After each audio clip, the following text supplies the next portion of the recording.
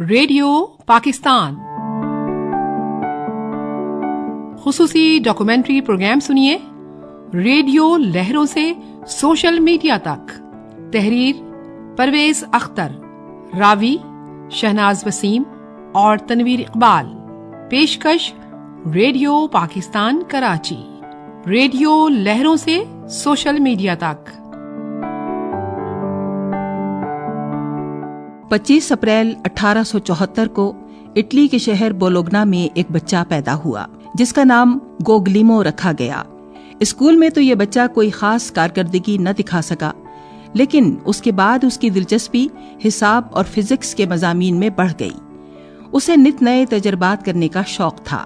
اس وقت کئی سائنسدان بجلی کی لہروں کے بارے میں مختلف تجربات کر رہے تھے جن کو وائرلیس ٹیکنالوجی کا نام دیا گیا تھا. بعد میں اس کو ریڈیو ٹیکنالوجی کہا جانے لگا. وہ بنا تار کے زمین کے ذریعے اور پانی میں سے ریڈیائی لہریں گزارنے کا کامیاب تجربہ کر چکے تھے، لیکن ہوا میں سے ان لہروں کو گزارنے میں ناکام رہے تھے. تاہم اسکاٹ لینڈ کے ایک سائنسدان جیمز کلارک نے اس کی تھیوری پیش کی تھی، جس کو ایک جرمن سائنسدان ہینریچ ہرٹز نے ثابت کیا.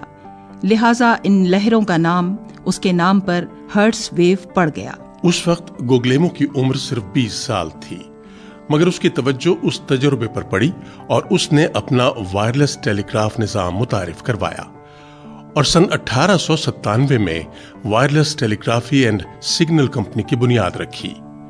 یہی نظام آگے چل کر ریڈیو کے وجود کا سبب بنا، جس کا موجد گوگلیمو مارکونی تھا. مارکونی نے سن 1896 میں لندن میں اپنے ریڈیائی نظام کو پیٹنٹ کروایا. پھر سن 1900 میں اس نے اپنی کمپنی کا نام تبدیل کر کے مارکونی وائرلیس ٹیلی گراف کمپنی رکھ دیا اور اس کے مراکز مختلف جگہوں پر قائم کر دیے.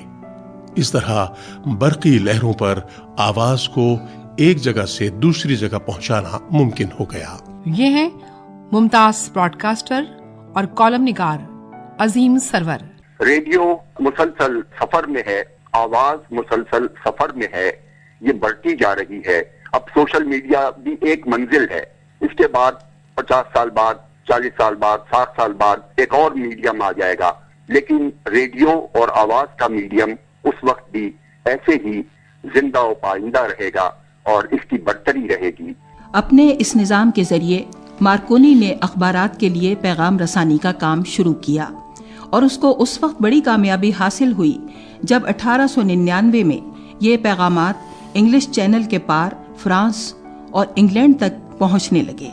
اب مارکونی کی شہرت دور دور تک پھیل گئی اور برطانوی افواج کے افسران نے بھی اس سے رابطے کیے اور ملکہ معظمہ سے بھی براہ راست ملنے کا اعزاز حاصل ہوا. اس کے علاوہ جرمنی اور دوسرے ممالک کے سائنسدان، انجینئرز اور ماہرین طبیعیات بھی ان سے ملنے آئے. اس طلسماتی ایجاد پر مارکونی کو 1909 میں طبیعیات کا نوبیل انعام دیا گیا. اس کی یہ ایجاد آج کے معاشرے میں کتنا اہم کردار ادا کر رہی ہے، اس کا اندازہ اس کو بھی نہ ہوا ہوگا. مارکونی صرف 63 برس کی عمر میں 1937 میں اٹلی کے شہر روم میں انتقال کر گیا.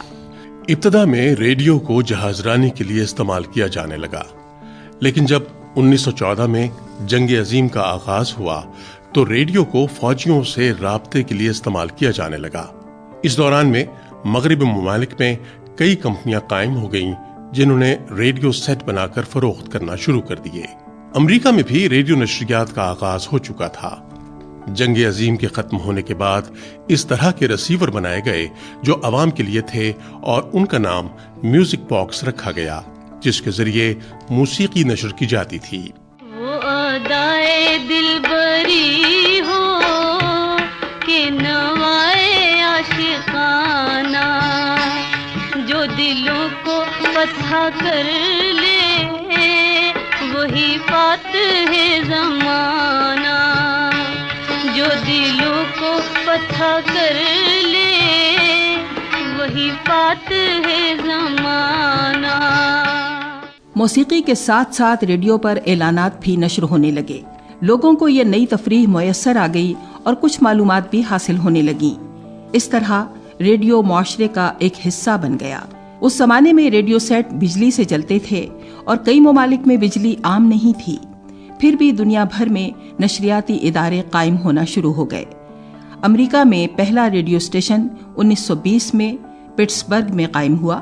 اسی سال انگلینڈ میں مارکونی کمپنی نے بھی ریڈیو اسٹیشن قائم کر کے نشریات شروع کر دیں، جو 1922 میں برٹش براڈ کاسٹنگ کمپنی کے قیام تک جاری رہیں۔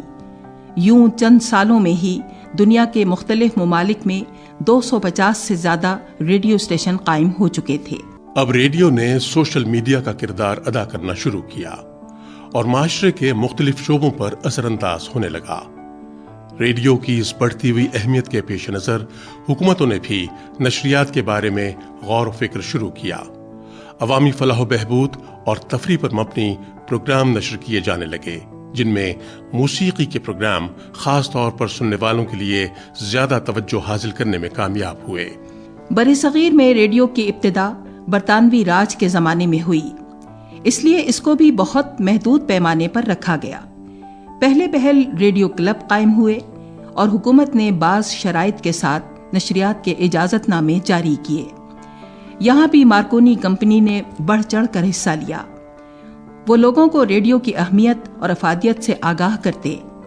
1926 میں انڈین براڈ کاسٹنگ کمپنی کا قیام عمل میں آیا، جس کا سربراہ ایک برطانوی براڈ کاسٹر ایرک ڈنسن تھا۔ اس کمپنی کے تحت پہلا ریڈیو اسٹیشن بمبئی میں قائم ہوا، جس کی باقاعدہ نشریات کا آغاز جولائی 1927 میں ہوا۔ بمبئی کے بعد بر صغیر میں دوسرا ریڈیو اسٹیشن کلکتہ میں اور تیسرا 1928 میں لاہور میں قائم کیا گیا۔ لاہور ریڈیو اسٹیشن ایک امریکی کمپنی نے چلانا شروع کیا، لیکن مالی حالات خراب ہونے کے باعث ستمبر 1937 میں بند کر دیا گیا، مگر اس کے چند ماہ بعد دسمبر 1937 میں مارکونی کمپنی نے ایک بار پھر لاہور سے نشریات کا آغاز کیا اور اس ریڈیو اسٹیشن سے باقاعدہ ترتیب دیے ہوئے پروگرام نشر ہونے لگے، جن میں موسیقی کے علاوہ علمی اور ادبی پروگرام بھی شامل تھے۔ ان پروگراموں میں علم و ادب اور دوسرے شعبوں کی نامور شخصیات نے شرکت کی۔ اس طرح ریڈیو نے نہ صرف ادب اور فن کے فروغ میں حصہ لیا، بلکہ اس کی سرپرستی کی اور معاشرے میں اپنا کردار بخوبی ادا کیا۔ لاہور ریڈیو سے بمبئی کے پروگرام بھی ریلے کیے جانے لگے اور عوام کو بھرپور تفریح کے ساتھ ساتھ تازہ ترین خبروں اور معلومات بھی حاصل ہونے لگیں۔ 1935 تک حکومت نے ریڈیو کو نجی شعبے سے نکال کر اپنی تحویل میں لے لیا اور اس کا نام آل انڈیا ریڈیو رکھا۔ اس زمانے میں مارکونی کمپنی نے دہلی اور پشاور میں ریڈیو اسٹیشن قائم کیے۔ اس کے ساتھ ہی حکومت نے فیصلہ کیا کہ دہلی کے گرد و نواح کے دیہاتوں میں ریڈیو سیٹ نصب کیے جائیں تاکہ لوگوں تک اپنی بات پہنچائی جا سکے۔ اسی زمانے میں دہلی ریڈیو اسٹیشن پر پروگرام اسسٹنٹ کی آسامیوں پر بھرتیاں شروع کی گئیں، جس میں مقامی افراد کو منتخب کیا گیا۔ امیدواروں کے انتخاب کے لیے جو بورڈ تشکیل دیا گیا، اس میں ادب اور فن کی نامور شخصیت پطرس بخاری بھی شامل تھے، جو اس وقت لاہور کالج میں انگریزی کے پروفیسر تھے۔ کچھ عرصے بعد ان کو اضافی تنخواہ کے ساتھ دہلی ریڈیو اسٹیشن کا ڈائریکٹر مقرر کیا گیا۔ دوسری جنگ عظیم کے دوران میں ریڈیو کی مقبولیت اور زیادہ بڑھ چکی تھی۔ عوام صبح و شام ریڈیو سے کان لگائے رہتے اور ہر خبر پر اپنے جذبات و خیالات کا اظہار کرتے۔ گھروں، بازاروں اور مختلف جگہوں پر جمع ہونے والے لوگ اپنی اپنی سمجھ کے مطابق حالات پر تبصرہ کرتے۔ اس دور میں بھی ریڈیو نے بھرپور کردار ادا کیا اور ہر پل عوام کو صورتحال سے باخبر رکھا۔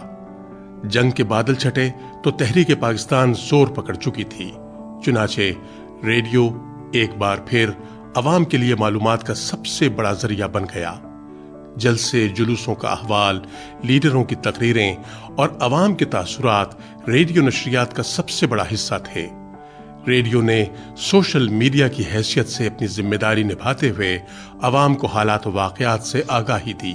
اور پھر وہ گھڑی آ گئی جس کا برصغیر کے مسلمانوں کو بے چینی سے انتظار تھا اور جس کے لیے وہ برسوں سے کوشش کر رہے تھے۔ انہیں آزادی جیسی عظیم نعمت حاصل ہوئی۔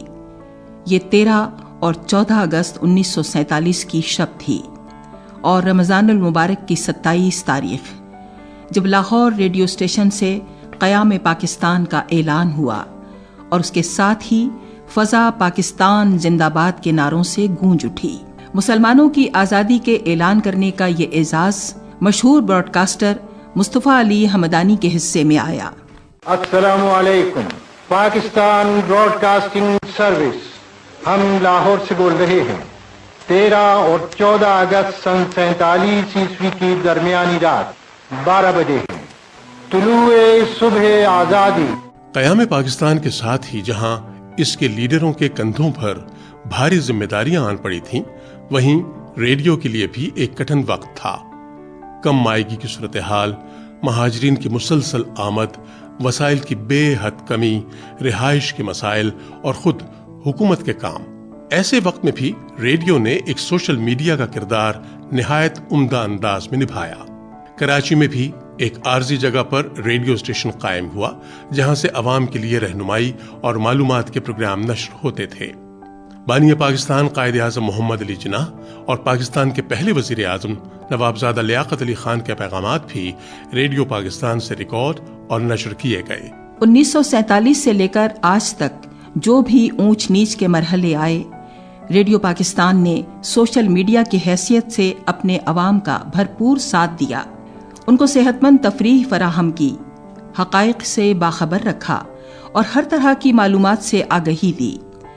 قائد اعظم کی رحلت سے تدفین تک کا احوال ہو یا قدرتی آفات، سیلاب اور زلزلہ وغیرہ، ریڈیو پاکستان ہر مرحلے پر عوام کے لیے معلومات کا بہترین اور قابل بھروسہ ذریعہ رہا ہے۔ سن 1965 میں جب بھارت نے ہم پر جنگ مسلط کر دی تو ریڈیو پاکستان نے عوام کی ترجمانی کا فرض بھی ادا کیا اور دشمن کو للکارنے اور پاکستانی عوام اور فوجی جوانوں کی حوصلہ افزائی میں اپنا بھرپور کردار ادا کیا۔ گویا ریڈیو پاکستان نے بھی عوام اور افواج کے ساتھ مل کر جنگ میں حصہ لیا اور دشمن کو شکست دینے میں بے مثال کردار ادا کیا۔ ٹرانزسٹر کی آمد سے ملک کے ہر گوشے کے عوام کی رسائی ریڈیو تک ہو گئی۔ چھوٹے چھوٹے سیٹ ہر ایک کے ہاتھ میں نظر آنے لگے۔ ادھر ریڈیو نے بھی ترقی کے کئی مراحل طے کیے اور دور دراز کے علاقوں میں بھی ریڈیو اسٹیشن قائم ہو گئے، جن سے گلگت سے لے کر گوادر تک سننے والوں کو ریڈیو کی نشریات دستیاب ہونے لگیں۔ اس کے علاوہ انٹرنیٹ پر ویب سائٹ کے ذریعے کمپیوٹر اور موبائل میں ریڈیو کی موجودگی نے تو دنیا کے ہر کونے میں لوگوں تک رسائی حاصل کر لی ہے۔ کمپیوٹر اور موبائل کی آمد سے پہلے سے ریڈیو پاکستان سے شارٹ ویو پر دنیا بھر کے ملکوں کے لیے پروگرام نشر کیے جاتے تھے۔ ان میں ایکسٹرنل سروس کے نام سے مختلف زبانوں کے لیے پروگرام شامل تھے۔ اس کے علاوہ عالمی سروس سے بیرون ملک مقیم پاکستانیوں اور اردو بولنے والوں کے لیے پروگرام نشر کیے جاتے تھے۔